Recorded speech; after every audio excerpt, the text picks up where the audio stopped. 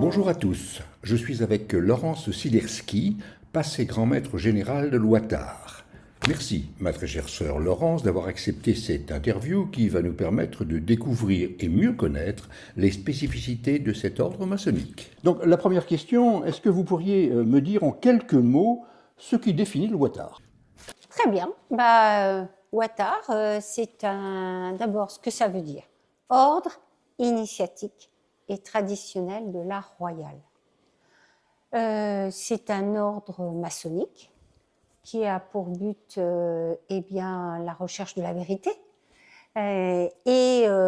qui permet d'initier des hommes et des femmes qui ont envie de partir dans un chemin de recherche. Pourquoi avoir choisi à l'Ouattare d'utiliser le mot ordre au lieu d'une obédience? Un ordre, l'ordre nous permet à chaque loge, regroupement d'hommes et de femmes qui travaillent ensemble, d'organiser eux-mêmes leur programme, les personnes qu'ils veulent initier, les personnes qui vont être à la direction de cette organisation qu'on appelle la loge. Dans une obédience, il y a un système plus pyramidal avec un grand maître qui a une fonction particulière et entre autres d'organiser le système qui est prévu dans une obédience. Donc en fait, la grande différence, c'est que l'ordre nous permet à chaque loge d'être souveraine. On parlera de la souveraineté un petit peu tout à l'heure, c'est un point important, mais je voudrais savoir pourquoi un profane, voire un franc-maçon, choisirait-il l'Ouattare plutôt qu'une obédience ou un autre ordre plus important et plus visible? Alors plus visible, je ne sais pas. Après tout, Ouattare est assez visible. Nous avons un site internet, ouattare.info. Nous avons aussi des publications. Nous avons réalisé 3 livres qui parlent de Ouattare. Mais également, nous avons régulièrement des conférences, des tenues blanches ouvertes qui sont proposées. Sur la visibilité, je pense qu'on commence à être assez visible. Évidemment, on n'a pas l'ancienneté des grandes obédiences comme le Grand Orient de France ou la Grande Loge de France. C'est évident, on est plus jeune, mais on est bien présent. Et si on regarde par rapport aux obédiences qui se sont construites à peu près dans les mêmes années, eh bien, on est aussi visible, voire mieux. Eh bien voilà une bonne nouvelle, mais quand même, le Ouattare est, à mon avis, peu connu dans le paysage maçonnique. Je voulais savoir si c'était une volonté de votre ordre.